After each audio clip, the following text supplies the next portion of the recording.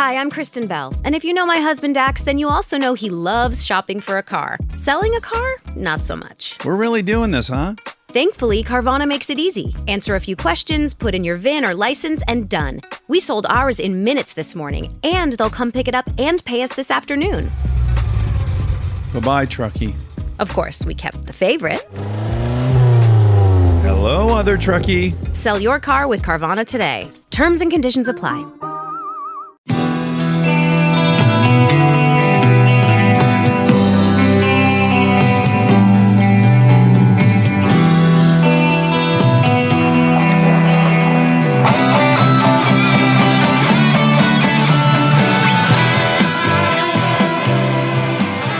Welcome to Tunnel Talk, a no facts, all feelings wrestling podcast on the Social Suplex Network. I'm Allie. I'm Ann. And I'm Leah.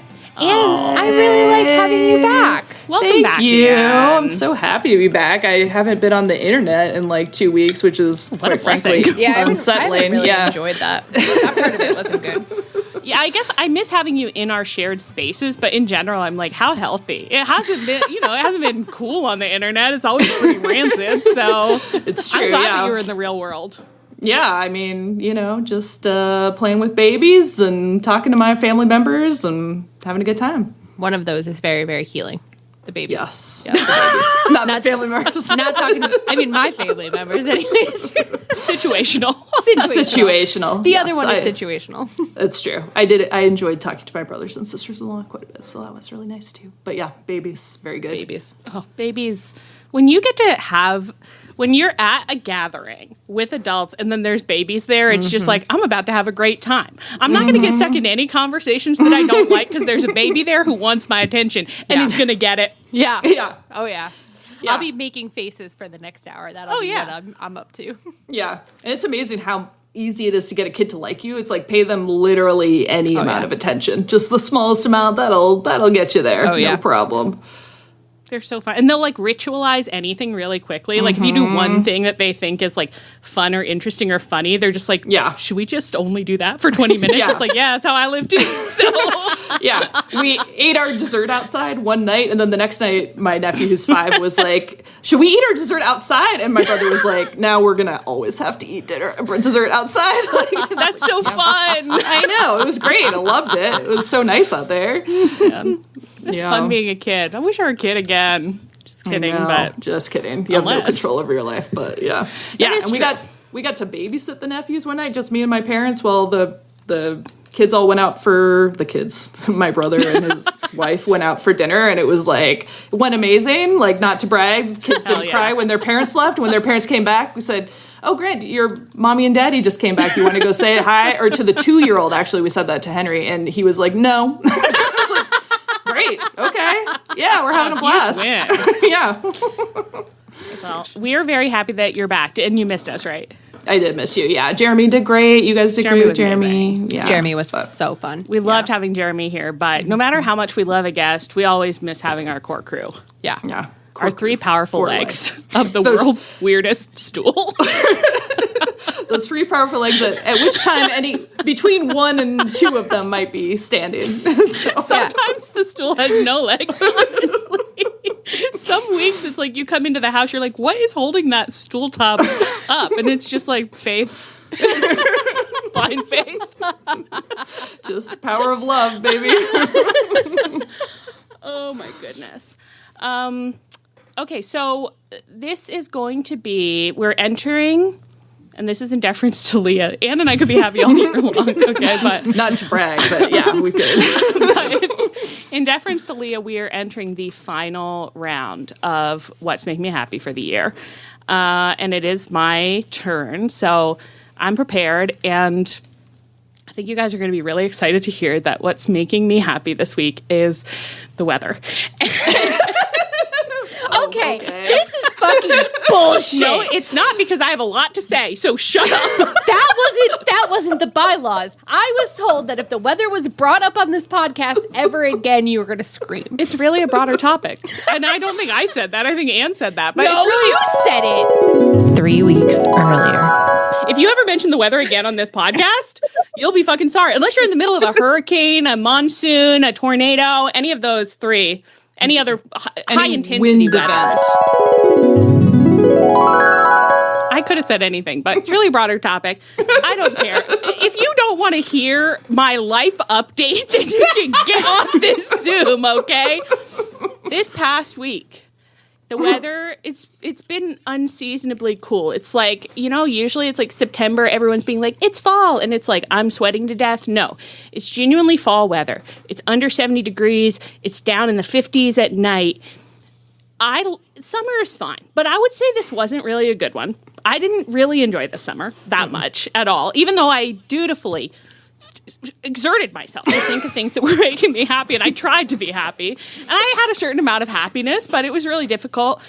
But when the weather comes, when the temperature comes down that little bit, it really is like suddenly I'm like, oh, my brain wasn't working. Oh, for the past 2 months, my brain has been completely non-functional, and I've been basically non-functional. And now suddenly, and this is the opposite of Anne, so it's funny to say this to her, but now suddenly that the weather is just a tad cooler, it's like, you know what I can do? I can change the windshield wipers on my car. Just bought them, went outside and did it. I can do my dishes and my laundry, all of them at the same time. They're all done right now. Wow. There's nothing dirty in this house. Whoa. I can deep clean my kitchen. I can go outside and give my car a little cleaning on the inside. Did that too. There's nothing that I can't achieve. All my meds are working. My mind is clear. I'm gonna make musica this weekend.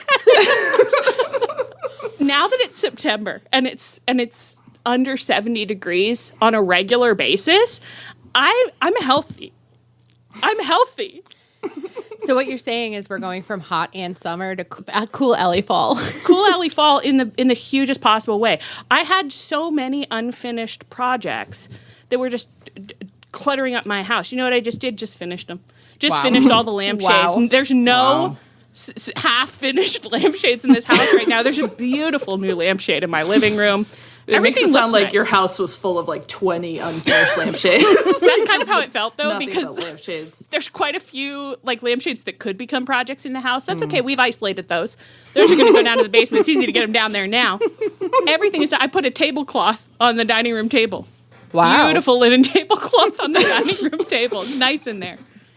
Wow, that's incredible. See, and for me, it was unseasonably cool here in the 70s in August suffered. last week, and it was like freezing to death. And today I had the thought, like, what's going to happen to me when I have to stop having my breakfast and lunch outside? Oh, man. It's not going to be good, ladies. I don't like it for you, but I love it for me. And that's so difficult when I'm glad that someone's happy, though. It's nice. It's Sort good. of. It's good that one of us can be happy. So that's what makes me. It really is just like fall, I guess. It really is just like, oh, this bitch white girl loves fall. Well, I like when my brain works. So yeah, I do prefer it. And I wanted to say, because it is kind of just like, I like fall. I'm rewatching Portlandia, having a blast. Nice. To our listeners, I'd like to say, like, if you feel like reaching out and telling us like one thing that you like look forward to doing in fall, you love in fall, you're like, I love to read this in fall, I love to watch this in fall, I love to cook this in fall, let me know, because I'll do it. I'll watch it, I'll read it, I'll cook it. I'm looking for ideas. I'm so present. I'm so mentally present right now. Honestly, like, I have been thinking, though, because we're entering my sad seasons, I was like, I really do need to like lean into enjoying what's good about fall and winter.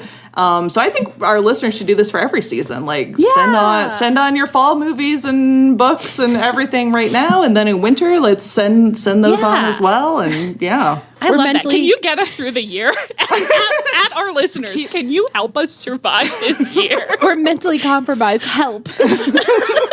And the seasons are very important. We're practicing mindfulness. We're looking at the sensory world around us rather than that internet. The internal world of the computer. Yeah, we don't give a shit about that. We look out. No. We look outside. We look outside. My garage is clean. It's so fun out there. Why did you ricochet laugh? Your energy in this whole segment, because it started so aggressive, like, it's been so funny. And you're like, and I goddamn love fall, and I don't care who knows it.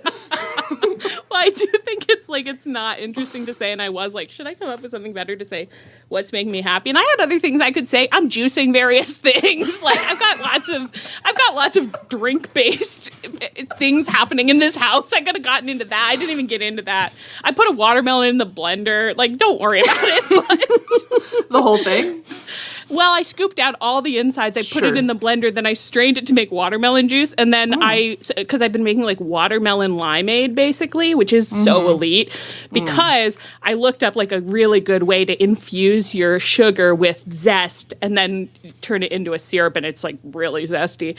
Wow. That's all happening. And then I looked at the watermelon in the pitcher that I'd poured it into, and I was like, wow. And like, can you even imagine the savings? Look at how much watermelon juice I got from that watermelon. And then I was like, who's buying watermelon juice?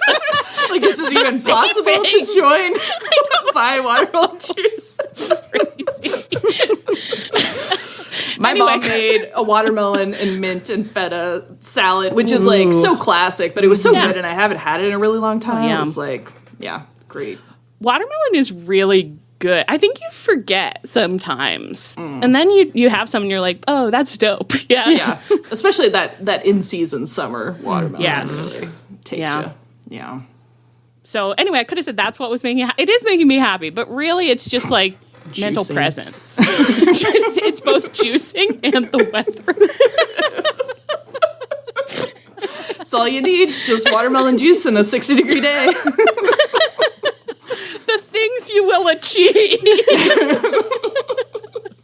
You're saving money, you know? What a crazy thought. I was like, what am I, a fucking trad wife? Like, what do you mean? I'm really saving money? Whatever. Anyway, so that's all I have. And that's all on that. And so we also watched wrestling this week.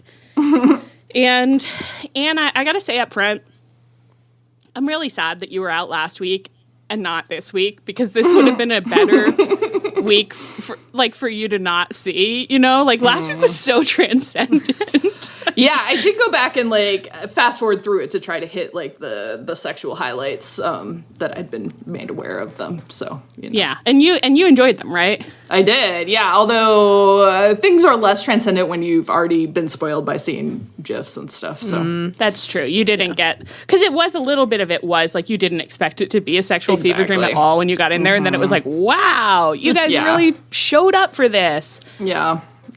But this week was a little less like that. And this week was a little more like, where are all the men? Where have all the men gone? Is this all the men we have? I know, it's like, I thought I bought a new pack of men, but I think we're almost out. Tony's like, oh, no. Sorry, you misremembered. We didn't buy a new pack. We lost 4 packs. So similar. Yeah. All right, well, let's get down to it. This week on AEW TV, I've said it's the Death Riders world, and we're just living in it. They were all over this episode with their little mucky paw prints. I was like, getting more time than when they had the world title at this point. But you know what? More enjoyably. So it's like you can't get too mad. Or not can complaining. You? No, I'm not mad. So first of all, we had Danny Garcia fought Blake Christian on Collision. And Jon Moxley came out in the middle of the match. He just like strode out over to Danny Garcia's corner, jumped up on the, He jumped up on the thing. And then when he got Danny to come over, just started gently stroking his shoulder. Well, and he then like whispering. He said, come here, Danny. How do you call your lover boy? Call him over. And yeah, he's stroking, he's whispering. Danny Garcia's looking completely unreadable. And he just whispers to him privately for a while. And then he kind of pats him like, you get on back out there. And then he just leaves. He confidently strides off again. He said what he came to say. I'm dying to know what it was, because you would have to think that if you're a normal wrestling fan, you'd be like, oh, he told him how to pin Blake Christian. Except that it was like fully like 3 or 4 sentences. Yeah. Like, what on earth did he say? It really was like, when you get out of this match, put on your special underwear. Meet me at the back of the venue. I will be in the pickup truck. You'll know me by my... I'll be carrying a rose. That's how you'll know it's me. Between my teeth. Yeah. It was like he was just like, I just want you to know I desire you carnally. Now continue the match like this hasn't happened. Because then so he wins. He does this pin on, I don't know what happened with Blake Christian, but Blake Christian is going to jump on him, and Danny Garcia was like, let me spread eagle. Let me spread my legs so wide to, I don't know, just welcome you into them. Welcome him into my embrace, and then I wrap myself around him, and in this way I win the match. It's like, maybe Mox did tell you to do that. I don't know. It was a little cradling with his sacrum. If Mox is going around giving people tips to make wrestling more sexual, that would check out a little bit. And that would be really ethical. So that's a huge face turn for Jon Moxley, maybe. But Tony Schiavone gets in the ring after and is like, Danny, I think we're all wondering, that handsome stranger who came and beckoned you over in the middle of the match, what did he have to say to you? And Danny goes, don't you worry about that. That's my business. Anyway, Jon Moxley, I've been chasing you for 5 years, and you've got everything I want. You've got the influence. You've got the accolades. And I don't get any of that unless I go through you. And then he challenges him to a match. So it's just what did he say? I was obsessed with it because that little speech was presented as if he had written and practiced it backstage, and he was always planning on giving that speech, and he had no idea Mox was going to say something dirty to him. So he was like, Tony Schiavone, I can't think about that right now. I just have to do the little speech I promised I was going to do. He said, I practiced one thing in front of the mirror, and I can't change it up now. And it was a crazy speech, right? Because it was like, have you been chasing Jon Moxley for 5 years? And does Jon Moxley have everything you want?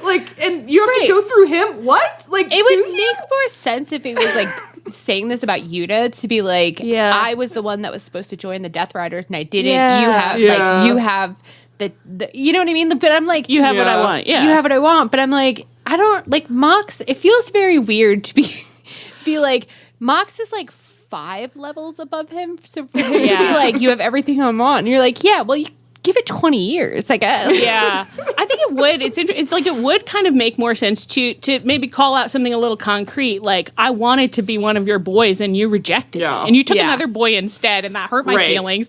And then I had to go be a show boy for 3 years. And that was actually really hard for me. And a lot of I was a dancing monkey, Moxley. And you didn't care. Poor Beth and Art is over there okay, and I'm chopped liver. You got a dad out of it? You got one dad out of it. And anyway, so he calls Mox out. I think watching this, I'm just so he'll call him out for All Out because he's been chasing him for years. And so and last time was on Dynamite. So let's escalate to All Out. And it's on next week's Collision, I was Danny, how could you let them do this to you? There were so many match announcements in this episode that I would have thought were for something big, but they were just for Collision this week. And I was interesting. Who's coming to that Collision? Yeah, what's up with the Queen? Collision? Dead. I knew that. There was a moment during this Dynamite where they panned across the crowd, and I was so positive that I saw Patricia Heaton. And I really, I tried to get you guys in on my vision, and you guys weren't hearing it, but I really got lost for a while, thinking, what are the weirdest celebrities that you could get to just be in the crowd, just for a moment for the crowd to, pan over? And I was this is the kind of shit that Tony should be doing with his money. Never mind buying songs. Just straight up be Mr. T, how much money would it cost just to be in the crowd for 1 second? Just you don't even have to stay for the whole show. Just let us pan across you. I don't think it would break the bank for a lot of those kind of D-list celebs. Mm-hmm. And I think they'd be fun. Because did you guys see the clip where Paul Walter Hauser brought a couple of actor friends with Stephen Root and I forget the name of the other guy, but he, recognizable character actor, and they were we've never seen wrestling before, but this was so fun. I was oh, that's nice. Yeah, that's nice. Yeah. That is really nice. It does feel like maybe you should just hop on Cameo and see who's and if they're on Cameo, it's you could probably get them in the door. Probably pretty cheap to get them in the door. Pretty cheap, yeah. Especially if you were willing to put up a little thing being find him on Cameo. Partner with Cameo? Question mark.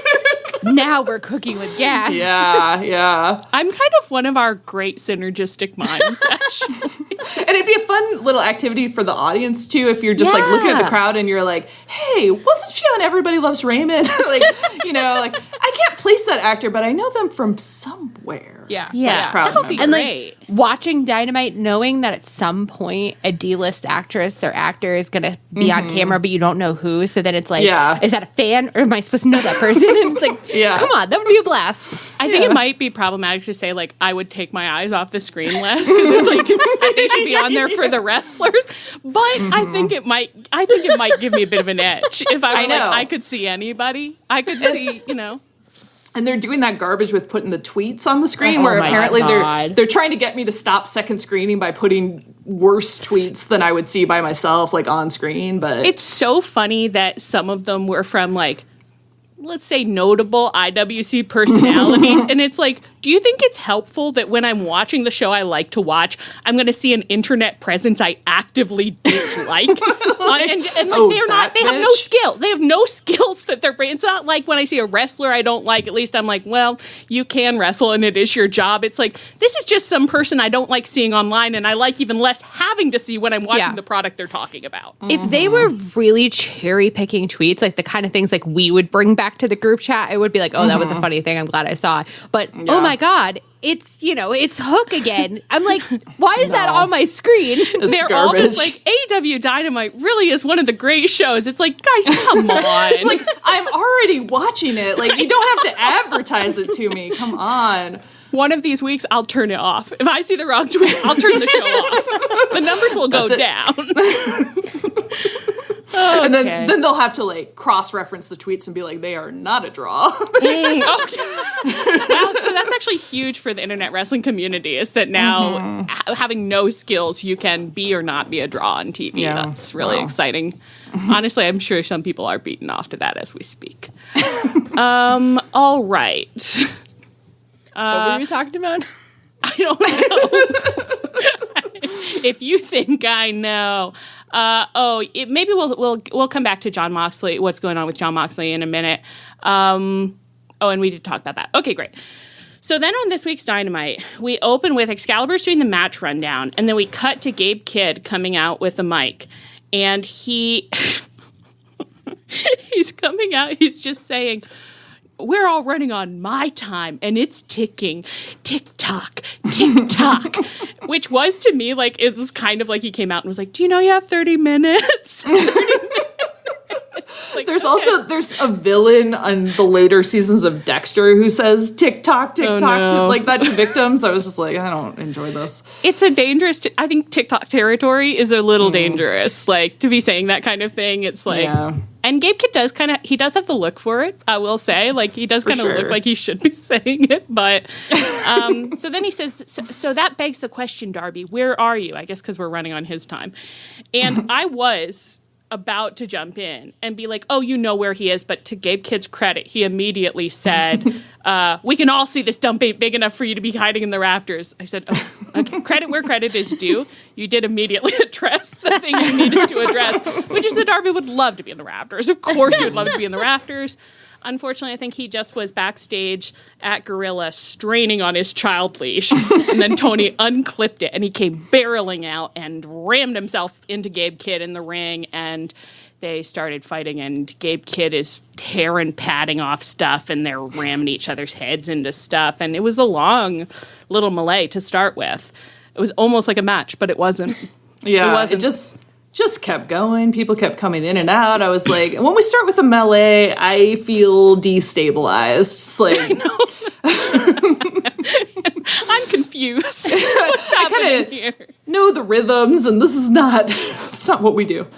I didn't mind it, but I was definitely like, oh God, I just started paying attention, and you want me to know what's okay. Yeah. And I guess I had like missed Gabe Kidd and Darby Gabe Kidd did have a promo on Darby on Collision, which I hadn't seen at the time. So I was just like, oh, you guys are, okay, yeah, I guess that makes sense. Yeah, we're moving through all the Death Riders. And then everyone's fighting, Yuta shows up, like he takes some damage, lights out. I did think in a small venue, lights out had a little more magic than it sometimes does, because it felt very dark. It felt very dark for a moment. Mm-hmm. And then the hook signal went up, and it's such an immediate, like, oh, Is that all? Yeah. Okay. Listen, my heart is open. Okay. Sure. So Hook comes swaggering out to his new Frank Sinatra song or whatever. And everyone's exchanging looks. Mox is doing, I think we didn't get a full face on, unfortunately, but he was doing one of his classic delighted faces, which was I've never felt that way about seeing Hook, but I love that you're so lit up by it right now. Darby's actively spitting. He's spittling like crazy. And then all of a sudden Hook's music stops. The Opps music hits. Now let me explain first, and you guys can agree or disagree.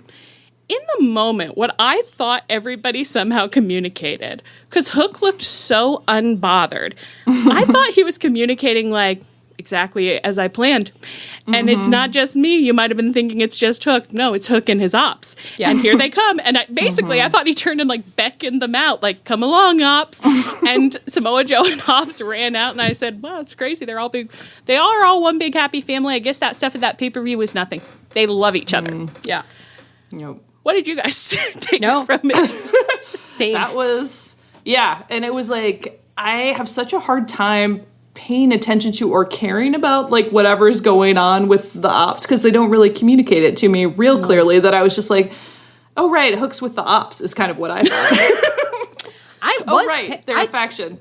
I did think I was paying attention, although it was clearly revealed to me that I was not at all. But I thought I was paying attention, and I thought I was doing a good job. Actively was oh, the Opps and Hook are back together. Fun. I thought wow, it's weird that we just got the skinny from Jeremy last week. Thank God. I was it's weird that they did that thing where they weren't getting along, but now they are getting along. But that happens in wrestling. They'll just drop a beat, and I've learned to live with it. I'm an easygoing girl. So I guess he loves the Opps. Now, Leah, what did you then come back 10 minutes later to tell your confused brethren? Something boring was on screen, and I clicked over to Blue Sky, and I'm reading, and all of a sudden I see one tweet that goes, wow, Hook is so pissed that the Opps showed him up. And I was he was? And then they showed a GIF, and I was oh, I guess. Did he look mad? and then a minute later, I read a tweet that goes, wow, Mox smiling at Hook. He's really seducing all the young boys. And I was he did. Well, you did. I did see that, yeah. But so I thought it was the happy smile of a man who can't wait to murder. Apparently, we were supposed to take away from that segment that Hook was pissed that he was embarrassed by the Opps stealing his entrance, and he's so pissed that he might be tempted to the dark side. Yeah. Now, we're smart girls. We watch pretty, dense TV shows. We follow many plots. We read. We're readers. We know how. Not to brag. Why couldn't we follow any of this? I don't think it's on us because I do think it's on Hook's complete lack of face acting. Yeah, because you came in and you were girls, I'm really worried because I got on Blue Sky and apparently I didn't understand the story with Hook at all. And I was wait, what do you mean? It was oh yeah, I didn't get that at all. But I went back and watched it tonight again and I was yeah, Hook did not convey anger at all. He looked so languorous. He just looked as I suspected. Here they come. He was just oh, my boys. Here's some guys, I guess. Yeah. Crazy. Especially in wrestling where you calibrate yourself to not look for subtle changes because no one's doing the subtle stuff on purpose. If they're doing something on purpose, they should be projecting that expression. You have to build a lot of trust before I'm paying attention to your micro expressions, and I would say Hook has not built any of that. I'm barely looking at his face. Usually I'm with Hook, it's all about the body, and it's mostly whether the body is actively punching. That's what I'm discerning. And if he's punching, I think he's mad. Yeah, and I actively didn't question him being back with the Opps because I was no. I think that's a better choice. He needs a faction behind him. Samoa Joe was good for him. Get him back in that fold. That's where he should 100%. Be.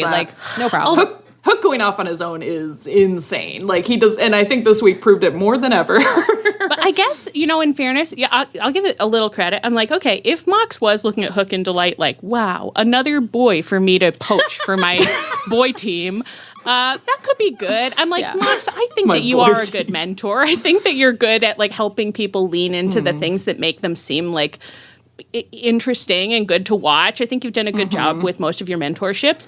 Maybe, okay, if Hook is coming to stay with you and be in your family, then that's okay. But he can't be alone, certainly, and he needs a really firm hand. He needs someone who can really give him some ideas.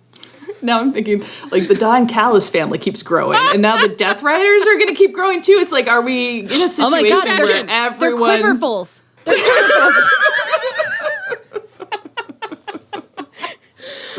Okay. So Classic? Kyle O'Reilly. Classic early 2000s spoof TLC Don Callis family promo. Like they have a, Don Callis, 19 Kids and Counting. Yes, exactly. Yeah. Okay, that's not nothing. It's that's not funny. nothing. It's not Don Callis. We'll get to Don Callis in a bit.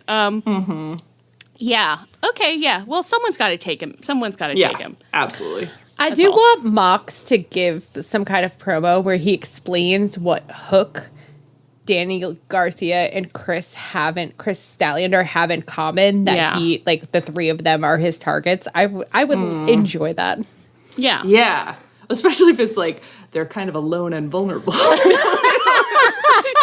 Right for the taking. Easy prey? Does that answer your question? Easy prey. Antelopes separated from the herd, yeah. Just like sulking teen antelopes who are like, nobody understands me, and Mox at the back of the pack like, yes. Perfect for a cult leader. Yeah, he's good at what he's good at. Okay, and then we did have we had an Opps Hook backstage segment later that clarified the storyline for us, at least, although pretty bad. I would not say that anybody did an amazing job in this segment. I feel like I usually have quite a bit of tolerance for young guys not being great promos, but Hook was pretty embarrassing in this one. Yeah, and there was no one carrying it, because I actually don't think, and I'm sorry, I know, guys, it sucks that we hate Samoa Joe. No, we just don't mind him, but it's like... No. I know you say he's good at talking, but he wasn't good in this, and neither was Hobbs. No one was good in this. Yeah. I'm in a better place with him than I was when he was champ. Of course. But I still, there's just never a point where I'm like, oh, good, he's got a mic. No. Anyway, I think the back and forth was that Hook was like, I got injured, and you immediately you replaced me with a new man. How dare you? And Which it was like, actually kind of funny. It was actually kind of funny because Hobbs... That was the exact reason that Hobbs left the DCF for Samoa Joe, and I was just like, "Wow, people be doing that crime." Like we got Tony's got to do seminars backstage. Comes all the way back around. Tony's Imagine if I came back on this podcast and was like, "I went on vacation for 1 week, and you replaced me with Jeremy." Just like, and you said okay to it beforehand. Okay, so I think that's what's going on. And then I don't really know what the takeaway was. I don't remember how this ended. Like, I think Samoa Joe was like, stop being such a little bitch. And Hook was like, I never will. I hate it here. I wish that none of you had ever been born. Something like that. So that's what's going on with him. There was a lot of other fighting that was happening at the end of this melee. So Gabe Kidd took Darby backstage and did unto him some of the violence that Darby craves so very badly. And he was doing some villain monologuing during it, which again, I was like, you do look like you should be doing this. So I guess maybe I should be more supportive than I feel. I don't love you. No, he has a very off-putting energy. I feel bad because it's like... I guess my heart is hypothetically open, but so far I have not enjoyed anything you've done. So I don't know. Unfortunately, because of the way that Jeremy explained Gabe Kidd to us last week, I now weirdly am endeared to him because I think it's because he works funny. New Japan fans. Yes. I mean, it is funny for sure. They think they're so smart. They don't know that wrestlers lie to them. I unfortunately think it's so funny for someone to make their gimmick. Oh I only like New Japan and I'll never go to AEW. And then Tony Khan offers him $10 and he's like, yes, boss. He's like, so funny. Tony said $10 and a hot dog. Come on over here. Gabe Kidd said, yes, sir. That'll be my pleasure. He tweeted like really mean things about Tony Khan for a while too. Yeah, and that's pretty funny. The second Tony clicked his fingers, Gabe came coming. I love that. He wants that USD. They all do. It's so funny to think about, like, I like Toni reading those and just being like, I like his moxie. Hey, I kind of like this guy's moxie. He's not afraid to say things that nobody else will say. You got spunk, kid. Oh my gosh. Okay, well, my heart is not closed off to Gabe Kidd. I don't really understand him yet, but you know, we'll see. You keep TikToking, and we'll see where that goes. So then the fight spills out into the parking lot. There's a pickup truck out there with a body bag attached to the back, and then I guess Gabe Kidd ends up in the body bag. I think Darby put Gabe Kidd in the body bag, which I'm like, listen, that's what happens when you fight with Darby. Sometimes, like, someone's going in a body bag. Someone's going into a body bag. Yeah. No. He said, I just got this body bag 5 minutes ago, but if anything happened to it, I'd kill everybody in this room and then myself. You know how He's like you swishing in his carry-on, like, it's got to go with me. You know how you said that thing about Mox getting choked out where he's like, choke me out. All right, your turn. Now my turn. I feel like that's Darby with the body bag where he's like, okay, I got it last week, but you want to turn this week? He's kind of like the body bag is his, like, imaginarium, basically. And he's like, you go in there and you imagine whatever you want in there, and then you get out, and then I'll go in there and imagine whatever I want in there. I do also keep imagining him like Linus from Peanuts carrying the body bag around like his blankie. And if he wanted to do an art film like that, I wouldn't say no. I would like He wants to do an art film where he, like, skates down a ramp and then into a body bag, you know? Oh, yeah, he does. Yeah. That Tony Hawk commercial or not commercial, but he's working with Tony Hawk's Foundation, so he did the little art film about fundraising, and when he climbed out of the window of his home, I guess, where there's a skate ramp right outside the window. Classic. His classic Darby. Tent camp home, yeah. Do you think that, okay, I should just think, like, do you think Darby's at his tent camp being like, tents are out, body bags are in, you just sleep in a body bag? You don't need that. A tent is too big. It's too luxurious. Sleep in a body bag. I hope that all of these spots that he's done with the body bag, he tried on Sting's son first. Yeah. Where he was like, Son, okay, absolutely. come on, let's try out the bag. I hope he has little pug-sized body bags for the dozens of pugs that are at his tent city. Everyone's just his lawn covered in body bags in the morning, and the neighbors are like, I mean, it is what it is, you know? Oh, my God. Now, that's a Portlandia sketch, I'll tell you that. All right. Well, I'm glad he's having fun with his favorite toys. Okay. Also on Dynamite, Claudio and Yuta fought Brodito. Mox came out mid-match to attack Brody King. Bandito is still fighting on his own. Darby Allin comes out to save Brody King. Let me just double-check if any of us have any recollection. The last memory I have of Brody King and Darby is I think of Brody King choking Darby to completion. I don't remember them making friends after that, but they may have. Does anyone have anything? I think that they know each other from West Coast. It was like brought up where they were like, they've known each other for a long time and they're going to do like big angry violence because Brody was a heel then. But like, I don't think that they've had like any kind of moment where it's like, hey, we're cool now. But like, it is very funny to me in AEW that like, if you are a face in like a top program, you automatically become like, you know, a rescue dog. Yeah. And so like, regardless of whether that's really part of your character, like Darby and OC, you really wouldn't think that saving people is kind of their thing. But it's like, anytime they're getting a push, it's like, yeah, they're going to go save everybody. Yeah. It's true. And honestly, like, this kind of storyline is exactly why we were like, I guess Hook and the Opps are friends again. Exactly. I worry that someone is going to tell us, like, guys, there was a whole, like, 4-week, like, plot arc where Darby and Brody, like, made up their differences and learned to love murder together. Like, I guess there could have reminded me of it if that were the case. And if it were not the case, I understand that Darby really is just, like, loves fighting the Death Riders right now. So I guess that's why he came out, technically, probably. Yeah. But this whole segment was pretty funny, too, because, again, we did start with a big Death Riders melee. So then in the middle of this, it was like, oh, I thought we already... Is the episode... Has it started from the beginning again? It was like, second Death Riders melee, and not at the end, like at the 9 o'clock hour. Like, okay, well, that's fine, I guess. This was the point where I was like, is everyone injured? Is that what's happening? Yeah. Like, just fully, all we can do is like, well, we'll just have the Death Riders brawl with Darby again. Like, I don't know what else. We're really worried about our man reserves right now. At Tunnel Talk Pod, we are pretty concerned about how many men we have and how many men we don't. Yeah. And it's most of them we don't.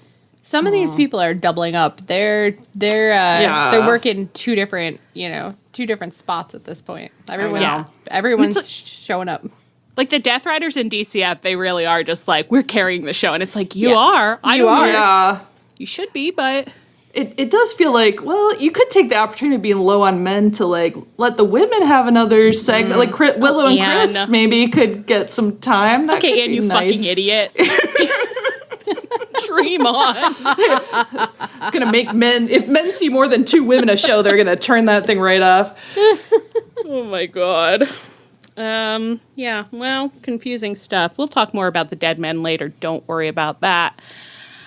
All right, let's move on to the DCF while we're on the topic. So, also in the hot seat in a major way this week, the numerically unparalleled Don Callis family. And I have included this tweet. I'd like for us to discuss it for a moment. Please. Everyone must contribute to the whole. This is in all caps.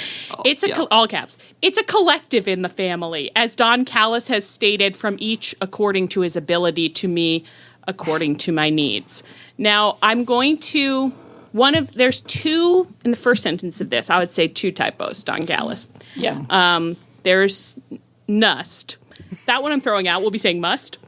And there's whole. And that one we'll be saying. Because everyone must contribute to the whole is perhaps the most iconic thing that anyone has said in our time in wrestling. It sounds like a line from one of our podcasts that we can't stop saying, and we end up making it the title, and we think it's so funny that we just kept being like, we must contribute to the whole. I know, we're being like, should we make a t-shirt that says everyone must contribute to the whole? And then we have to talk ourselves down like, that's inappropriate. For a t-shirt, that's not appropriate. I'd wear it. I'd probably wear it. I know. If it just said, it's the plainest possible font, and it just said everyone must contribute to the whole period, I'd buy it. Yeah. That's a promise. And that's a promise. Yeah. Instantly. Don Callis, if you want that money, please. It's yours. I will not wear it out of the house. It will be a pajama shirt. But I will purchase. Okay, I love that for you. Everyone must contribute to the whole. I've rarely been more arrested upon reading. So. What a man. So let's go back to Collision. Let's see what his boys are up to. So first, Kyle Fletcher and Josh Alexander fought and defeated Ishii and Kyle O'Reilly on Collision. There was also a promo on Collision with the Conglomeration where Roddy was like, he said, Kyle, first crack at Kyle Fletcher, and you're teaming with him about Ishii. And Kyle said, I'm detecting a little bit of animosity, and I get it. You're frustrated, but we love the Conglomerate. I love Conglomerate. I love my Conglomerate buddies, and I love fighting Dong Callis, as he's calling him. And just don't be stressed out, buddy. And then later they lose, and Kyle is on the side by the ring looking sweaty and disheveled the way I like him. And Roddy comes out to tenderly cup his face. Roddy, what's going on? What's going on with you, buddy? And didn't he try to lead him away? Except Kyle was like, well, yeah. Ishii is dead. Can I check on him? And Roddy was like, you don't need him. Do you think that Roddy is having flashbacks to when Adam Cole left him for MJF? Like, is it just, he's just stuck in the Good For You song? That's what I was wondering, kind of. And I did think, genuinely, I was like, Roddy, in some ways, has had quite consistent characterization.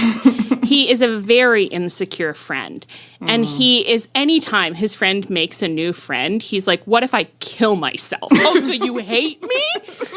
So that's consistent, except for the long period between these instances where he was really normal and fine, and completely normal and fine. Yeah. So there's a trigger. He and Kyle both have a trigger. And maybe it is losing Adam Cole is the trigger. Yeah. It's like if Adam Cole goes with MJF, he's insecure, and if Adam Cole just leaves and then he's alone with Kyle, who's becoming increasingly unhinged, he's also pretty insecure. Yeah. Well, I guess it is. So it's just back to Adam Cole's normal mind powers. I guess. Where he's like, when I keep my boys close to me, I'm sending waves of normalcy to them. And they are totally controlled and fine. And the second he's like, boys, I got to focus on me. I don't have the telekinetic energy anymore. I can't be beaming those waves. They're just like, oh, cool, we're losing our minds. You were the only thing holding us together. We're out of our minds. That's so funny. I had locked into Adam force norming Kyle, but I hadn't thought about him doing it to Roddy at the same time, and that's a trip. Is Adam Cole the brain from A Wrinkle in Time, who makes everyone in suburban lockstep with each other in matching houses, bouncing their balls at the same time? Wow. Literally, yes. Literally, yes. And as I know that I've said it before, I think one of the great plot lines in wrestling could be someone getting Kamazatzed and somebody else having to be like, I love you, Charles Wallace. I love you, Charles Wallace. I'll always love you, Charles Wallace. No matter what you do, I love you, my baby brother, Charles Wallace. So it's right there. Adam Cole has set it all up for you. Thank you, Adam Cole, for our lives. Yeah. Adam Cole, you've been doing such great storytelling. Wow. I feel like we did a good deed here. We were so mean to him. That was wrong of us. He was doing great storytelling this whole time. I know, and now I feel so fond of him, and I think, and he was probably doing it to Tony Khan too, and that's why he gets these long entrances and gets to be on screen so much. And God, that's right. What a powerful brain he is. Yeah, because Tony just feels so normal and content and doesn't have to make any decisions. I wish that I could see Adam Cole on screen just being like, I love being a normal man and I love my normal boys, and to have like 5 guys around him just bouncing balls in unison. That would make me so happy. That'd be incredible. Or if you went backstage and it's like a line of dressing rooms and someone has come out in front of every dressing room and they're all bouncing their ball as Adam Cole walks down the row, just being like, hello. And then they each turn around once he's passed and walk back into their dressing rooms all at the same time. Oh, that's the stuff. Wow. So many possibilities, never to be fulfilled. Yeah, you're right. I love telling cloud stories. I know. You really cooked with that one, Ann. Yeah. You really got there. Thank you. Yeah.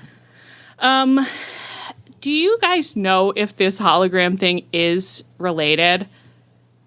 I don't know. It's a funny thing, this glitch in the algorithm. I was thinking, I feel when I see hologram, I feel kind of similarly as when I see Hook, which is like, I'm not mad, but I am a little baffled why we're trying to make this happen. Like, do they think this is like entertaining or interesting, or that this person like has it? I don't know what it's related to, but I will say my interest is a little bit piqued because when a man is given a perfect, like, what do you even call it? Inverse, you know what I mean? Like rival, like, yeah. A lot of times that makes them better. You know what I mean? Is that Jay Lethal? True. No, the clone thing. The clone guy. Oh, it's 2 men? Well, who knows? But that's what they're suggesting. Yeah. Yes, Allie. When Jay Lethal comes, I get so worn out. I say, Jay Lethal makes everything better. Oh my God, Leah is being forced norming. I love Jay Lethal. I love Jay Lethal. Jay Lethal is his perfect nemesis. Okay, what I thought was happening, maybe I didn't, and maybe I did not watch. Okay, why this is all happening right now is that beloved listener Chai Mothboy did this Cold Collision edit where they take the interesting pieces from Collision and put them and give them to us and put them up so we can see them. Incredible. Yeah. Chai Mothboy, thank you for our lives. Thank you for our lives. And it's really so vital. The work you do is so vital. And anytime you do it, we appreciate it. And so in the, this was in the middle of like a DCF clip. I guess it's because hologram is in the conglomeration. Yeah. Okay, Yeah. we're there. Yeah. Okay. Which is baffling for sure. That's crazy. Yeah. Yeah, that doesn't make any sense. Kyle is imprinted on hologram? I don't know. Yeah. And Mark It really is isn't like even there anymore. the conglomeration is kind of in a ship of Theseus situation now. Like I don't think there's any original components left, but except Kyle, who's back. But Ishii getting those USD. So funny. So funny. But It yeah, was funny. so hologram is getting hacked by some guy that Yeah. is supposed to be, according to Lucha Blog, this guy that he used to maybe like fight a lot in Mexico, and like he's supposed to be, he's the king of strange style, which I'm like, I don't know what that means, but of course I'm interested. Sounds freaky. Yeah. But like I think he's also gonna have like a mask and be like, you know, the direct opposite of hologram, but like also, and that when I'm like, okay, well, I'm gonna give you a shot. I'm gonna give it a shot. I'll certainly give you a shot. I think that I had interpreted this more as like, Tony Khan will be telling a cautionary tale about artificial intelligence. the algorithm takes on a life of its thing own. for him to do. And then because it was in, I think it was like a cloud story that told itself to me, kind of, just by I wasn't thinking. So I was just trying to put the pieces together, and I was like, it's in there with the Don Callis family stuff. So Don Callis, so he's glitching, and Don Callis is going to see that and be like, I'll have that boy for my house. And then I was like, I don't know how recruiting robots intersects with his breeding agenda, but I'm willing to listen, because who says that robots can't breed? Not me. I don't know what they can do. It's Philip Dick's new book. Who says robots can't breed?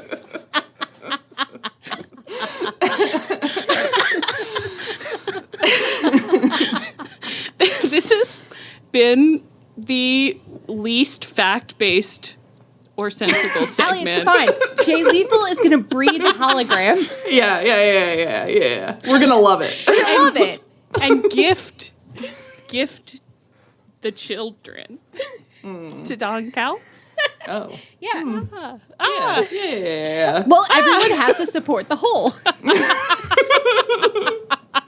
Yeah, they're contributing to the Everyone whole. must contribute to the whole. You're right. Jay Lethal said that. Saw that and said, "On it, boss." The hologram. Hologram. Oh my god! Wow. That's a sex bot. Yeah. This Yeah. is. And where Do you are think we we now? did a good job I don't with this know. section? No, I don't know. No, I don't know. Enjoy us. Somewhere chime with, but it's like, why did I put that in? Well, there? it I is shouldn't true. have clipped it. Once I figured out about hologram, I understood what was happening. But it took me a long time, as you can tell, to get there. Whoo, wow. Whoa, I like buddy. how we keep referencing like books and obscure literary references, and meanwhile we're like, was Hook mad? I don't know. Okay, that's not on us. That's literally not on us. That's not on us. No, for That's sure. not on us. This hologram thing, that could be on us. I don't know. Who can say? We're just here for a good time, okay? So we're just making our own fun. It's not a crime yet, okay? So if we want to have this whole long digression about whether robots can have sex and breed, like, that's our business, okay? The podcast is marked explicit, probably. It might Also not on be. Collision. Also on Collision. Mark Briscoe and Don Callis had a little chit-chat. Briscoe called Callis a peculiar-looking individual. I actually thought that was a better insult than any other thing that anybody has ever called Don Callis. And people put a lot of effort into their Don Callis insults. That was true. the top one. Yeah. Yeah. Peculiar, great vocabulary word. And honestly, just being like, I'm not sure what's going on with how you look is pretty funny. Yeah, that's great. Did you guys see someone point out that Don Callis has been wearing the same suit for like 5 weeks in a row? Oh, maybe he had to give all his clothes away to his boys. You know, they've been raiding his clothes. Everyone has to contribute to the whole. All that breeding has ruined all his other suits. So you don't want to see the inside of my No. It's a messy business. Oh my gosh. Okay. So Mark Briscoe said, it has been nearly 73 hours since I issued a challenge to Kyle Fletcher, and I have not heard a word back from him or from you. I said, well, it's just the 3-day rule. Yeah, that triggered me. I'm like, listen, we don't have to reply to emails immediately. Sometimes you need a couple days. This culture where we're supposed to be replying instantly is wrong. Suddenly we're on side with the non-Callis family. We're like, they're busy. They're breeding. If it's an emergency, call 911, Mark Briscoe. They don't have to live to work. We work to live. That's right. Okay? That's right. Which is basically what Don Callis said in response. He was like, girl, everybody is emailing me. Okay, I'm getting emails every day about, oh, we want to fight Kyle for his belt. Everybody wants his belt. It's busy over here, okay? We're drowning in emails. We're doing our best. He has to focus on his 8-man tag. Just calm down, okay? And he's like, look, I'll get a man for you. I'll get one of my men to fight you. I'll provide you a man. I'm finding a lot of people men right now, but yes, I'll put you on the list to be matched with a man. God. I am heading up a very popular matchmaking service right now. My men are in a lot of demand. There's not a lot of available men. I have a lock on the men. So yes, they are in demand. They've got a lot of clients. I'll find you a man. And you should expect season. You know it's breeding season. And you just have to expect it to take 5 to 7 business days. It really was like, it's like if you work in an email based industry, you heard that and you were just like, Mark Briscoe, sit down. Stop it. You'll get a reply when you get a reply. Yeah. Oh, okay. So he's like, look, I'll get you a man. And Mark Briscoe was like, yeah, and if I fight the man, then I get to fight Kyle. And Don Callis is like, yeah, Mark, if you win against the man, you can fight Kyle. I'm sure you're going to win, Mark. Yeah, then you can fight Kyle. Okay, so then Dynamite. Mark Briscoe comes out. He has an in-ring segment on the mic talking about his history and his brother's history with the 2300 arena. It's in Philadelphia. Philadelphia and Delaware, same place. You might not have known that. Delaware, feudal state of Philadelphia. Okay, we belong to Philadelphia. And I've never felt prouder of that. And so he's like, Don Callis, I asked you less than 24 hours ago about, no, I don't know what he said, but he's like, listen, you said you'd give me a man. Can you please produce a man for me? Don Callis is like, I literally chose a man, and it's Takeshita, my best man, okay? And but that's happening on Collision. And Mark Briscoe was like, well, I want a man now. Desperate need of a man tonight. Give me a man after midnight. All of this was heel behavior. Yeah, Like, I know. Yeah. Demanding men. Don Callis should have been like, lack of planning on your part does not constitute an emergency on my part. Yeah, we stand with the Don Callis family and their ethical business. But I think Don Callis rose to the occasion. He said, "My God, it's always something. Fine, yes, you can have a man now and a man on Saturday. How does that suit you?" So he sent Lance Archer out. Well, there was also a very funny moment there where Rocky was like, "Me? Can I be the man? Shall I be the man? I would love to be the man." And Don Callis like looked over him and was like, "Lance, you're up." It's like, Rocky, now that Greg's dead, I guess, like, I don't even know what you're doing here. I feel sick every time I see you because I'm like, did you murder Greg? Did you kill Greg? It honestly disgusts me to see him because I'm like, you stole Greg from his husband, and then you don't even have the like decency to like wear black when your husband's like dead now. Like, yeah, I don't want to. Like, this is awful. I think he was wearing black. Well, yeah. Now, Leah, I think he was dressed all in black. Do you think that was for Greg? You dress in black for fashion and not for Greg? And I think that's right, but it's like, let's just be honest about the colors on the man's body. You No, you're right. I don't think he certainly doesn't look sad. He's not crying. He's not wailing. He's not rending his garments seam to seam. He should be wearing a T-shirt that just says, "Where's Greg?" Yeah. Rip Greg. Although someone in our channel today did point out that Greg has been absent since Don Callis has been talking about breeding men, so maybe he's pregnant, which I think is a great point. Pregnant. Yeah. That's such a good point. I love the idea that Don Callis was like, they're having a house meeting. Don Callis is like, now this one is still in the nascent stages, but I was thinking about it. I was thinking breeding. Greg said, put me in. Put me in, coach. Bread.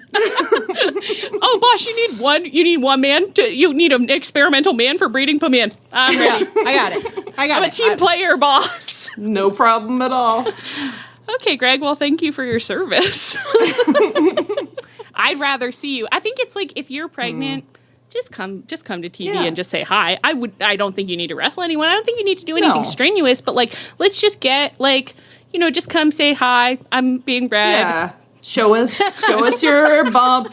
And if you want to do like a gender reveal, like that would be fun. It's even funnier if Greg is like, I'm sorry, I don't want to be seen in this condition. I've retired from public life at this point. I believe that this condition is a whole. Yeah, yes, I'm being confined. Yeah. I've always had Victorian sensibilities, as you know. Oh yes, I did know that, Greg. I'm so sorry. I'm so sorry that I was asking you to show your pregnant body in public. Did you guys ever read the book that The Sound of Music is based on, like by the real woman? Well, apparently being pregnant was so like gross and sexual that when she got pregnant, she wore like kind of like a barrel to hide it. Basically, she like had like a thing. And I read this like as a teen, and I was like, what's happening? And I have a comment to make about that when we're off air. Put that on the list. I'll add it to our agenda for post-pod. Oh my goodness, a barrel. Well, Greg, come in a barrel then. I don't care. I just want to know you're safe and you're healthy and you're happy and come in a barrel in the context of breeding. I don't know, Allie. I'm so sorry. I'm so sorry. I'm sorry to everybody. Everyone must contribute. Everyone must contribute to whole. Do you think that we've internalized that too much on this podcast tonight? Like Possibly. We heard that and we were like, let's go absolutely hog wild. I'm worried that it's like entering the lexicon of like in a way that's like going to be load bearing, where we're just like, well, I can do the thing we say now. Everyone must contribute to whole. I'm not worried about it. I'm anticipatory. I'm like, this is the best one we've had in a while. Yeah. Since, and I won't say some of the ones that have entered the lexicon here. It's not appropriate, but this is the best in quite a while. Mm-hmm. Let's just say we like to hear a phrase and say that's the grossest thing I've ever heard, and then start saying it to troll each other, and then just be saying it. And then accidentally forget that it's one day, weird. one So day you're often. just like, everybody says that, right? And it's like, nobody says that. You shouldn't say it. Well, I can't stop. I've built a life around it. And honestly, with this tweet, like as you were reading, I was like, I was thinking, everyone's seen it. I mean, I've like zillions of people have sent it to me, and I was like, perhaps that's not the experience of everyone in the IWC. They're like, this will interest you. It's like, it really is like, we are the audience. Mm-hmm. We are the audience for this tweet, and thank you for your life. We are the whole. Thank you for everyone my life. Contributes to us. Everyone must contribute to Yeah. Send us your fall media recs. Everyone must contribute. Honestly, we are the whole. I can see becoming load bearing in a way that I don't think is healthy. And I am singing it to We Are the World in my head. We are the whole. Everyone must contribute. It's like, is the whole like Borg? When we do like to say that, we say Borg a lot. Should we just start saying whole? And this contributes to the whole. This contributes to whole. This contributes to whole. When someone in our group chat brings us something entertaining, we say, yes, thank you for contributing to the whole. Tri-Moth Boy posts collision, we say thank you so much for contributing to the whole. I don't think we should thank. I think it should just be. I think it should be like kind of like sci-fi, like Dune style. Like this contributes to whole. that is the thank you, to just say this contributes to whole. The best thing you can be in this life is useful. This contributes to whole. This contributes to whole. Everyone according to his ability into the hole. Oh my goodness. Okay, I don't know what we're talking. I honestly have no clue what we're talking about. I don't know which section we're in. Mark Briscoe, I think. Oh, sure. Yeah, why Delaware? not? I think Delaware's compliments. Delaware. Yeah, that's just somebody on commentary. One of them said, Delaware is a really great state, and Taz was like, it sure is, or something. And I basically stood up and cheered, like, yes, you can't pay for this kind of publicity. No one has ever said that about Delaware before. I never feel state pride except in moments like that where it's just like, Delaware, you're the greatest state. Yes, everybody knows it now. Okay. Well, I'm looking. Did you see where you said, "Oh, I did all my recapping, and now I don't know what discussion questions to add"? Do you think we did a good job of kind of filling in that segment? Yeah, honestly, I couldn't have imagined the conversation we just had in a million years. In a million years, I couldn't have imagined what just happened on this podcast. That we publish for some reason publicly for people to listen to, which I'm rethinking a little bit in this moment. Yeah. Every once in a while, somebody will quote something to us, and it's like, oh, you could hear that. Yeah, it's troubling. We've made mistakes. We made a lot of mistakes. Maybe we'll pull a Trish and Sarah this week and be like, for unknown reasons, there won't be a podcast. And then you say that, and then you post, everyone must contribute to whole.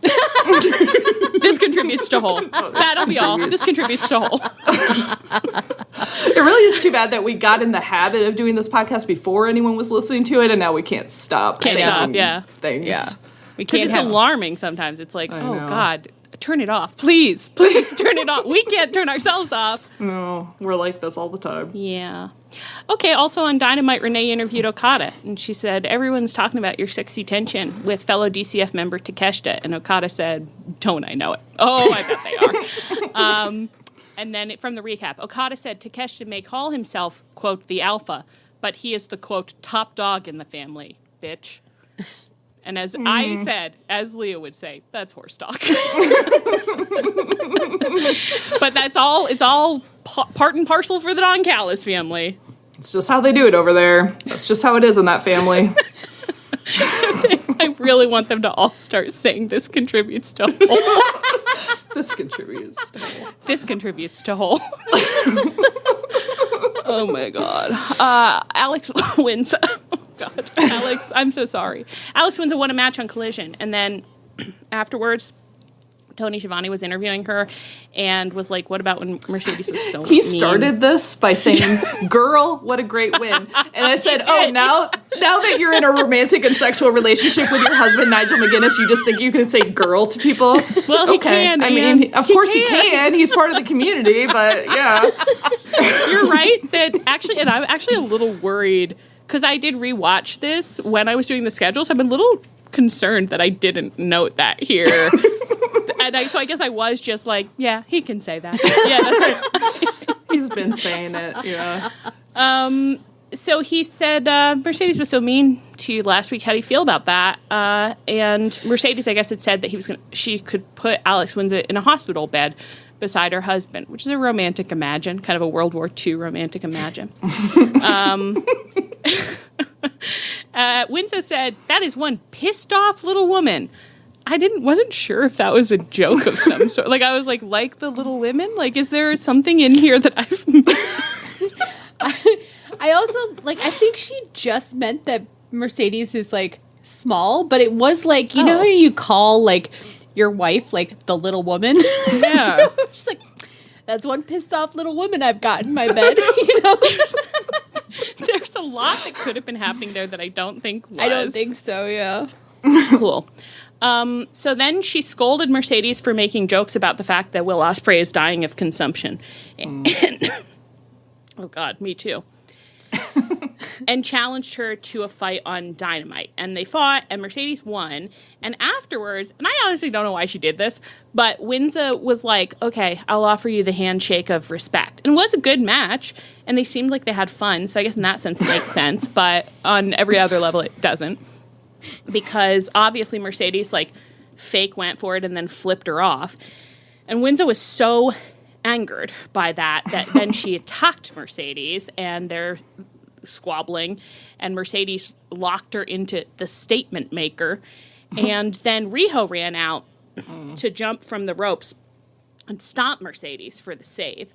And then she was helping Windsah up, and Mercedes had been flung from the ring and was lying there heaving for breath, clutching her chest. She looked great. I mean, this was a real visual. And shrieking, "What the hell?" And then Riho was kind of eyeing the belt. A little bit eyeing Windsah like, "Oh, I should help you." And then like, "That belt, though. Pretty good looking." What'd you think? I'm excited. I like Riho, so I think Riho versus Mercedes is going to be fun. If we're doing that at All Out, that'll be a great match. Oh, yeah. All Out. Yeah. I know. I realized, like, halfway through this episode, I was like, oh my God, All Out is in, like, 2.5 weeks. Like, he's torturing us with pay-per-view. He truly is. I mean, it's like you're not supposed to complain about, like, oh, we have too much cake. Well, yeah, too much cake can make you sick. Yeah. I don't want to eat cake this month. It's my cool alley fall. I don't want any cake, Toni. I want to go outside and enjoy nature. Yeah. 3 p.m. Yeah, I want to be enjoying some nature. Oh, Toni, you're out of your mind. And I don't know what they're going to book for it, because as we've mentioned, no man. Ain't got no man. But I guess we don't need them. We have these women. We have Riho. Yeah. I am excited for Riho Mercedes for sure. It is kind of funny to just see Riho like once a year or whatever. It's like, oh, I feel like her and Sheeta like blow in and then blow back out. And you're like, yeah, she's not going to stay long, but she'll have fun while she's here. Yeah. Yeah. Yeah, they're kind of like cool, magical winds. Blow on in. Shake things up. Make things a little weird. And I'm singing it in my head. I am singing it. Classic. A true classic. I'm worried about how many times I listened to it in August. It was a lot. And I was like, just kept going back and listening to the same 10 seconds over and over again. Like, it was like, this isn't good for you. Like, you should stop doing this. It's like, cannot. No. All right. Toni Storm had a pre-tape for the Philly crowd. Philadelphia Freaks, lend me your ears. She said, "God doesn't judge. That's my job." She's just telling everyone to fight her, but she did it in a fun way that I enjoyed. No complaints. Yeah. Jamie Hayter got in a loading dock brawl with Tekla because of why. That's the one thing I don't know. I've written here. I know we saw her come back at Forbidden Door, but I'm using the term saw a little loosely because I think I was cleaning my bathroom at the time, so I have a memory of hearing her come back, but no visual, and I can't remember what was happening. I think it was right after we were positive that Danny Garcia was going to, like, turn, so we were, like, waiting for that, and then all of a sudden the Tekla thing happened, and then Jamie was there, and we were like, I have no idea what's happening right now. Why was Tekla there? She didn't have a match. I think she and like I think in love with Danny. We saw them like 3 times, just like Alex is taking her best guess. Someone's probably in love. It's just wishful thinking. At a certain point, you're like, I'll just say something I would like. Someone's in love with someone. It's me. You're in love with me. Okay. Well, anyway, okay, so she's feuding with Tekla. She's feuding with Tekla. Yeah. Apparently. Okay. Well, that's no problem. That's all good. We'll see where that goes. Kris and Harley had a backstage promo on Dynamite. This one is interesting because I somehow missed some early components of their tag team, and also some stuff that was going on with Harley's mask. I seem to have missed some very small pieces that are pretty integral to kind of understanding this. So it's a bit of a fever dream, which I don't mind. I'm just owning my lack of understanding because Harley is wearing this mouse mask, which I think is because she had an orbital fracture. Is that right? I think it's like the Brandon Cutler thing where he had to wear it for a little while for real. Well, Brandon and then wore just it for kept 2 wearing years. It. Yeah. Yeah. Okay, yeah. So she's wearing it and she's like, but it's supposed to protect me, but it didn't protect me because Megan Bain hit me with her powerful fists and it messed me up. And Kris was like, Harley, the mask doesn't have the power. You have the power. And then they ripped off the mask and Harley's face was painted like a mouse. And her orbital must be fine. You have to imagine. My impression is that an orbital takes 2 to 3 years to heal, so I was a little concerned, but yeah, it's probably fine. I know. I'm like, what I learned from Brandon is that's a permanent injury. I think. That's You're you just have to wear that. Yeah. And so they declined to be assigned a team name, which I kind of liked because it felt a little like they were like, that's how you get cursed. You don't want that. And they were like, we'll fight anyone, though. We'd love to fight Brodito. I'd love to see you fight Brodito. I would love to see that. I would love to see Kris Statlander against Brody. I would love that. Don't tease me. That would be so fun. Come on. Yeah. I think Harley Cameron just had a broken nose. Oh. Where's your orbital? It's around your eye, I think. Isn't it? That's what I was thinking. Oh, under? Oh, it's the under guy? I think so. God, I wouldn't like to break that. That's scary. That's scary. I wouldn't like that. Okay, so then at this point, Wheeler Yuta interrupts. And he's like, hey, girls, just wanted to let you know. If you're fighting anyone, could be Brodito, could be anybody else, just know the Death Riders have your backs. And Harley starts to respond, but then Stat is like standing in front of her, and then Marina Shafir appears, and Kris tells Marina, "You can tell our friend that I got his message. All right." Should I know what that means? I thought it meant that Kris was saying that Mox sent Yuta to say that. That Yuta wasn't coming to say that on his own. That Mox told him, go tell Kris we'll be in her corner. But I don't know if that's right. It's, okay, that could be right. It is so funny for Yuta to deliver the message and then for Kris to be like, and I see you have a babysitter, so I'll be talking to her.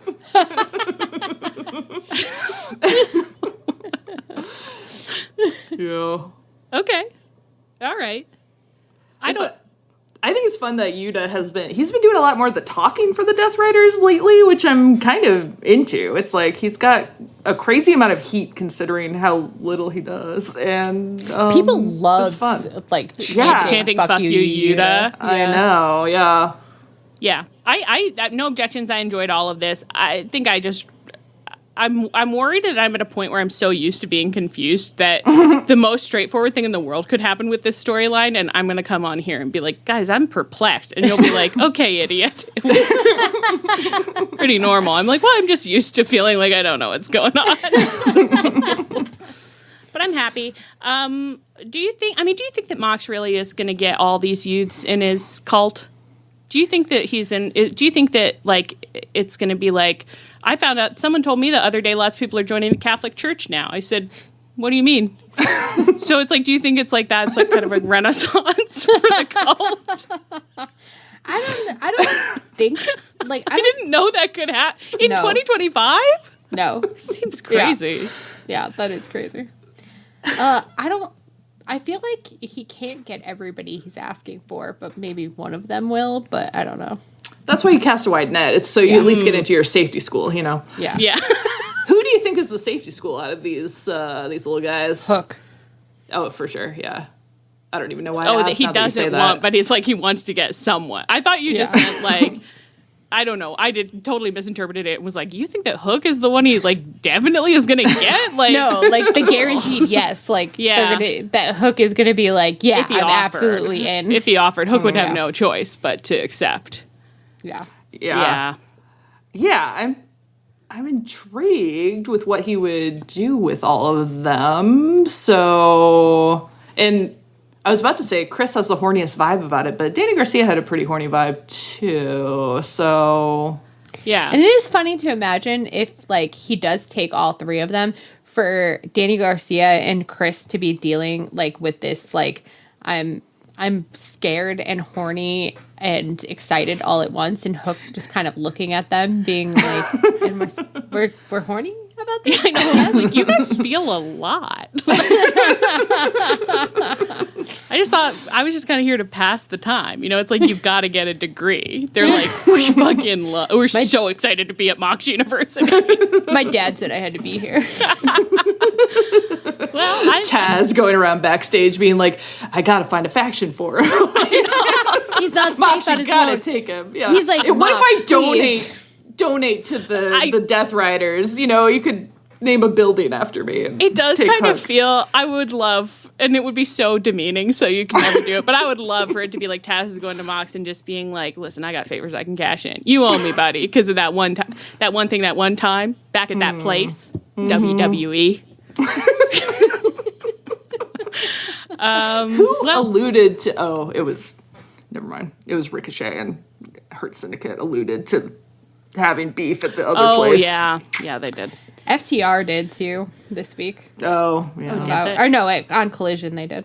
Oh, okay. All right, let's move on. Jet Speed, Kenny, and Hangman fought the Young Bucks, Kyle Fletcher, and Josh Alexander in this week's Dynamite main event. Total blast of match.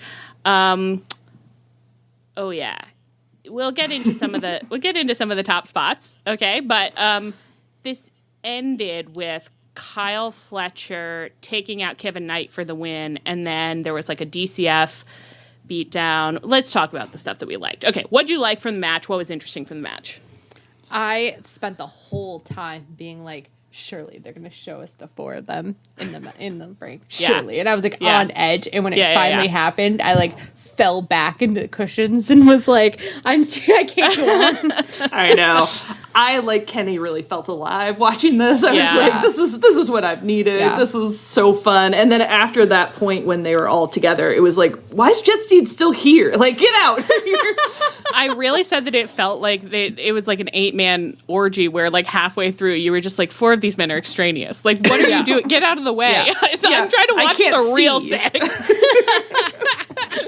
They're just like, we can do it too. We're doing really fun stuff. It's like, yeah, it's fun. Go to another room. You're not welcome in this bed. Listen, I like you normally, but this is for adults. If you're not going to contribute to the whole, please go to the other room. Everyone, how often do we have to say it? Everyone must contribute to whole. You know what? I've never meant it more, and we've only had this phrase for half an hour. I've never meant it more than when I say this match contributed to the whole. This contributed really contributed. Yeah. One of our group chats was like talking negatively about it, and I flipped out and was like, y'all need to find God.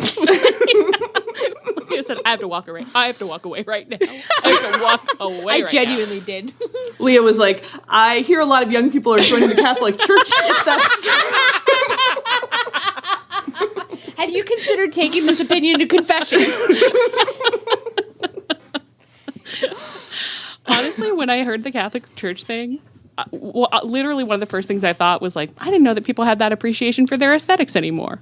And that's the one thing they have going for them. That's the one big thing that Catholics, all old world religions have going for them. It's just like, you must admit, aesthetically.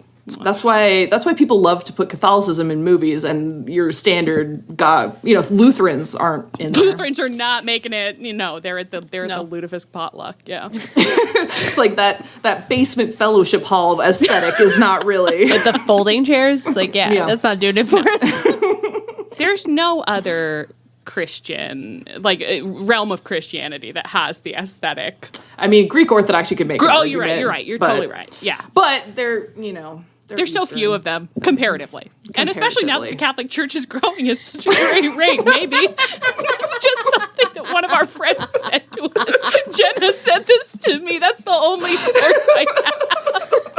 Yeah, Jenna, citation, please. We'll ask her to bring us an article about it. Now, what? Because people needed to find God because they weren't appreciating this match enough. Yeah. Join the Catholic Church. Let's say you're right about this. They know that those 4 men should be in the ring. They're meant to be in the ring. I think the Philly crowd deserved. They got to be chanting for the elite. I said justified elite chants. Mm-hmm. I hope Toni tweeted that. If he didn't, missed opportunity. Truly. Yeah. I was so happy because one of my friends took one of our other friends to a Dynamite for the first ever time. They'd never been to and in fact, the only wrestling that they'd ever taken in was our podcast. Wow. And so that'll give you an impression of wrestling that and so might not be fully their accurate. initiation was this match. And I'm like, it doesn't get better. It doesn't get better. It's almost like there's something almost bad about it because it's just like, it's downhill. Oh, you saw this one? It's like how our first wrestling show was All In 2021 or All Out 2021. Yeah, and Out. my brother said to me, he was like, yeah, I don't know if that's like, nothing will ever live up to it. So that's a weird entry point. Yeah. Well, good. I love that though. I'm glad that they got to see it. Yeah. Yeah, Kenny with the facial hair gone, it's an ungodly look. And I always find it unsettling, and this happened with James from ONR too, where they shave and you're like, oh, something's gone horribly wrong. I don't remember what was there before, but it wasn't this. That is the funniest thing about it, is that I'm like, yeah, I see he looks different. I can't summon an image. It's like when you say facial hair, I'm like, what, like mutton chops? What did he have? I know, big like, did old he have bushy a beard? full beard? What was He on must there? have. Right, or was it just a heavy stubble? Like, hard to say. Invoking James ONR is making me think, like, when James did it, he did it by accident. He was trying to, like, fix his mustache and cut it, like he cut it stupid and had to cut it off. I would be so happy if that's what happened with Kenny, too. Yeah. It's like, Kenny was like, yeah, we all wish I had facial hair.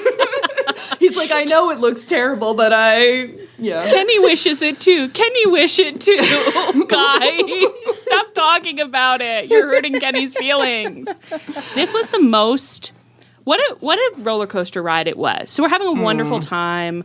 The Elite are all there. We're getting our asses like worked up because they're doing these callback moves, and Kenny looks happy for the first time in years. There's a light in his eyes. The way Hangman's smiling at him, I was like, oh, I missed a live Kenny. Matt Jackson is licking his lips as Kenny comes out of the ring, just like, get in here, big boy. Kenny's like, big boy is getting in there, and he's so happy to be here. He's doing his moves with Hangman. They're exchanging glimmering smiles. I mean, you're just like, what an electric energy, and we're getting excited because we're like, oh my god, maybe Kenny and Hangman are gonna team up some more after this. Like, and if in a perfect world, maybe they fight the Bucks again, just the four of them, the way God meant for it to be. Perhaps at the pay-per-view. You said maybe they'll do it at the pay-per-view, and I immediately onboarded it, like, it's happening, and then happening. But then I was even downgrading a little by the end because I was like, Allie, that's crazy. Like, they're not going to do that. But like, they seem to be setting up, like, Josh Alexander, I guess, was on Collision being like, I'm desperate to fight Kenny Omega, and so it's like maybe they'll just fight some DCF guys, but it'll be Kenny and Hangman together again, and that's so good for Kenny because he really needed this clearly, because look how happy he is. And then the bad guys win the match, and then Rocky and Lance Archer, Rocky and his widow sweets, Rocky and Lance Archer come out, and they're beating up on they're killing Hangman, and they're killing Kenny. And where Jet Speed, I've got no fucking clue. I actually don't know. I watched that. So, like, the Bucks, like, limped out of the ring and went up the ramp, and they looked a little bit like, wow, that was intense. I feel emotionally drained and physically damaged. I'm kind of limping. And Jet Speed chased after them and was like, we're not done with you, Young Bucks. And I was like, they're not even doing anything. I know, it's like, that's like they're just confused. They're a confused canine rescue unit. They're like, we've trained for this, and when there's two men leaving, we're two men, and we chase them. And it's just like, maybe in some circumstances, we actually stay in the ring and defend the men there who are being murdered. Actually being murdered. The killed men. For a second, they thought they were sheepdogs, and there were two sheep wandering off, and they were like, we gotta go nip at them. But that's a sweet imagine, though. That's really sweet. I like imagining Jet Speed just hurting the Young Bucks. They're not hurting, they're hurting. And the Young Bucks are just looking disgruntled and being like, stop, we're trying to go to our stupid extra dressing room. We just want to sit down and put some icy hot on. Stop it. You guys are so goddamn annoying. Don't nip at my heels. I'm going already. Jet Speed are so proud of themselves. They're like, we got him at the extras room, boss. We got him locked in the extras dressing room, boss. And then they go back out there. It's like, boss is dead. Everyone's fucking dead because Kenny gets murdered. They get him in his guts, and then they brain bust him through a table, and then next thing you know, it's like the sinking feeling I experienced of like, wait, oh god, wait, no, this is like They're putting the cone on him. They're putting the neck cone on him. That's not a good sign. And they're getting him on a stretcher, and suddenly you're like, oh, God, this feels so familiar because I've watched so many men die this way recently. Yeah. This is how they kill you when you're going off TV for a while. Kenny, and so suddenly I realize, I'm like, oh, he was happy that whole time because he was thinking about vacation. Because this is his last day of work before vacation, which is crazy because he's on vacation all the time. He shows up for work like maybe once a month. Nobody cares about Kenny's health more than me. I want Kenny to be healthy. I just don't understand why somehow every time I see him, it's in the most confusing possible way where it's like, crazy. What if Kenny needed to not be on TV? What if he just had and come back after the pay-per-view? Right. Can I? So he tweeted right before we started recording. Can I read this tweet to you? 'Cause I'm it's so scared. fucking funny. I'm scared. So Russell Purist tweeted, Kenny Omega is missing AEW All Out and had time off planned. So Kenny retweets it and goes, time off? Specialized hospital visits and work that had been planned for a year. But sure, let's bait the trolls. I'm just trying to improve what I can and represent the company in a positive way while not performing. What does that mean? What does that mean? At the hospital? Improve what I can. Improve what I can. Represent the company in a positive way. Like, is he going to something? Is he going to, like, he is doing Japan something. Comic-Con or something? Yeah, I think he's doing something in Japan for sure. But, like... Listen, that's fine. It literally, I want to be clear. I'm not even saying Toni, you're fine in this instance. I'm not saying like, Kenny, get your ass to work. I'm not saying like, seems like nobody wants to work around here. I'm just saying I think it's a little crazy to bring him back for 5 minutes and then be like, and he's gone again. That's I know. I feel like this whole year has been so confusing, and I don't know whose fault it is or what's happening or whatever, but it's like, can't we just have him back for like 3 straight months if he needs like 9 months off? Like, instead of having like 1 week and then there a 3-month gap and then 1 more week. It's like, why? I don't know. Oh, Anne, are you asking me? It was rhetorical, but the pause did concern me a little bit. I was literally just so brainless right now, just sitting here thinking the Moonstruck confused gift to myself. And being like, I can't keep doing this. I can't be confused for this long, Toni. That scene only lasts for 10 minutes, but I feel like I've been confused my whole life. I think I've somehow adjusted where I'm like, yeah, like you don't get to keep like Kenny. Kenny's a bird. He flies free. When he lands on your finger for a moment, you just say, "Oh, a gift," and then he flies away again. And you don't try to hold him. You don't try to, capture him. He's because a meant to bird in be. the hand is worth 2 in the bush. I think. Now, if what you is love that? Kenny, let him free. If Let he him comes back to you. Kenny's like, I don't want to come back to you. I am contractually obligated to come back to you, but it's not what I'd prefer, really. Listen, I hope he's well. Maybe I shouldn't complain. I'm like, yeah, I'm glad I got to see you happy. You know what? Maybe you're right. Yeah. I got to see you Mbop, and and you were happy there, and then I got to see you have these 2 glorious weeks at the 2300 arena where you were happy, and I may never see you happy again. I hope I do. I hope you are happy. I mean, he's going to improve himself at the specialized hospital visits, but then we'll see happiness. As much as he can, and I know he's going to represent the company as best he can as well, and that matters a lot to me.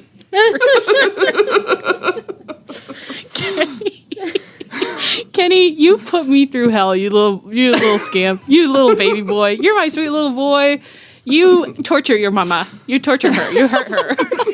She just wants to see you, and you never come home. You never call. You never call. You never write. I had this acquaintance in college. We didn't know each other that well, and one time I ran into her in the library, and she just shouted. And she was the tallest. I mean, she was a goddess, but she was the tallest woman. And she just shouted up the stairs at me in the middle of the library. You never call, you never write. Oh my God. Oh my God. And I didn't even marry her. It's such a waste. Wow. Okay. That'd be a great story at your reception, you know? I know. Missed opportunities. Okay. Cope and Christian. It's our final little segment. Now, let's do a poll. How many... This is going to be embarrassing. How many girls on the podcast right now saw the whole segment? And it's by a private show of hands on the Zoom. Now, listeners, we'll never tell. Room for the whole segment. I was excited to start a new knitting project, and I thought I can watch while I do this, and I did. So. Honestly, and I think the fact that you were in the room the whole time is huge. Thank you so much. Leah, where were you? Do you know? Where were you when Cope and Christian got beat up by FDR? Do you know? I was in the kitchen. You were in the kitchen. I left the room. Yeah, I was in the basement. Wow. So. And I came back. I don't know what was on before this, but I came back upstairs. I'm feeling so virtuous because, it's hot. It's cold alley fall. So I'm like, right. I can't Everything's clean in your house. I can't believe I'm doing this laundry. This is huge. I come back in. I just see disheveled Dax and Cash beating up the old men. I just said, this is so... What did I say? I don't know. You said undignified. This is so undignified. And then I just almost didn't watch the next 5 minutes of the segment because it was just kind of like, oh, God. I remember when I left, I think something interesting was happening. I thought they were going to talk and ring, and they fully did not. They just got assaulted by FTR, which was, like, I'm not complaining in a way. But in a way. But it was a confusing segment because they're beating up, and security have been told, like, this is the highest priority. Oh, if the old men are fighting FTR, send everyone. But I guess they didn't have that many everyones at this time, so they sent, like, 6 to 8 ROHers. And that was confusing because you looked in the ring and you were like, who are these guys? They're not security. They're not in uniforms. Yeah, and commentary was talking like you would know them. So, like, I looked up from my knitting and was like, there's strangers everywhere. And I was like, I did miss the pay-per-view in last week's show, but, like, did they introduce 6 to 8 new men?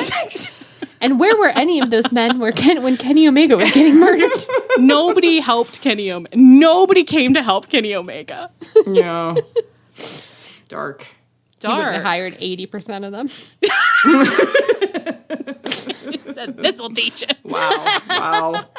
Yeah. And he was right, though. He was right. You must admit. Of course he was right.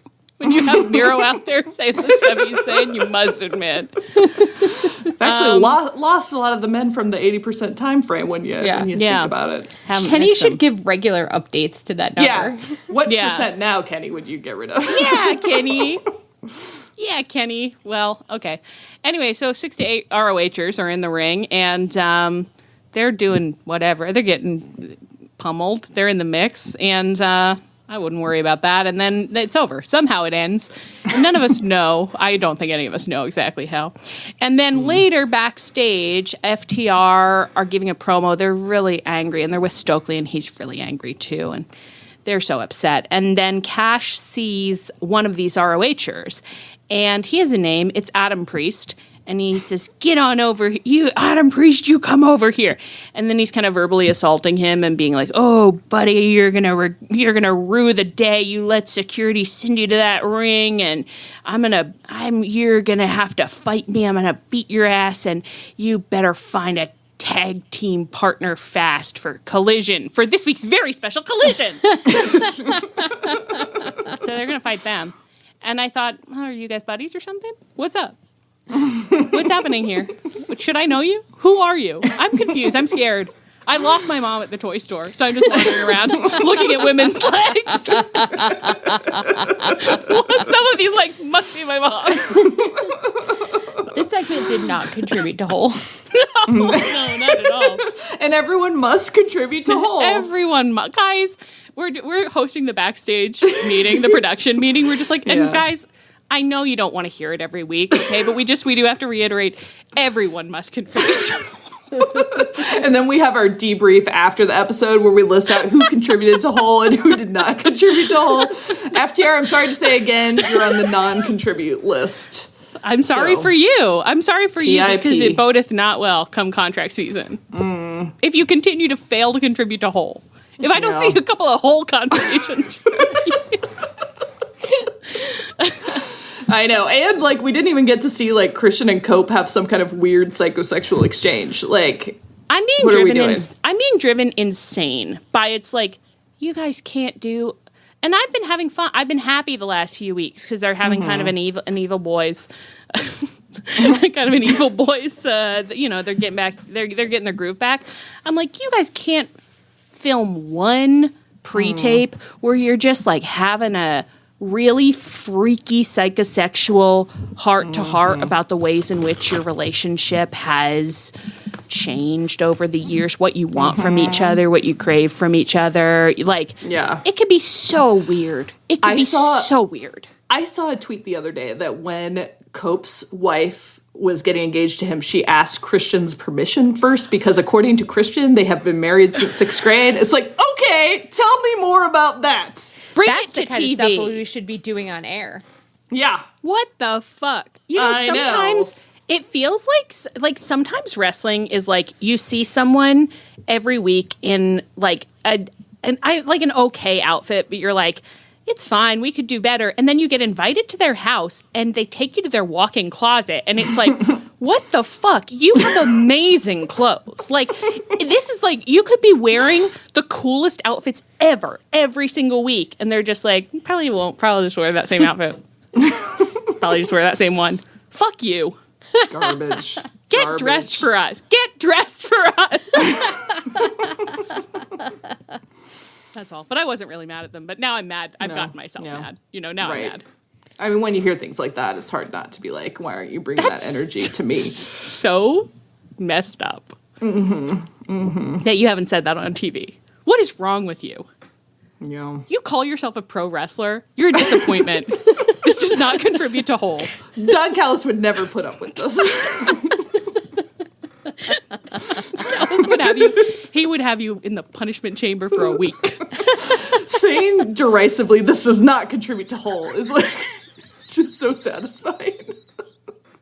I'm worried about how many times we said it tonight. I think it could be in the thousands. Anyway, was there anything you wanted to talk about that you didn't get a chance to talk about? I don't think so. No, we kind of said pretty much everything there. Said too much potentially, yeah.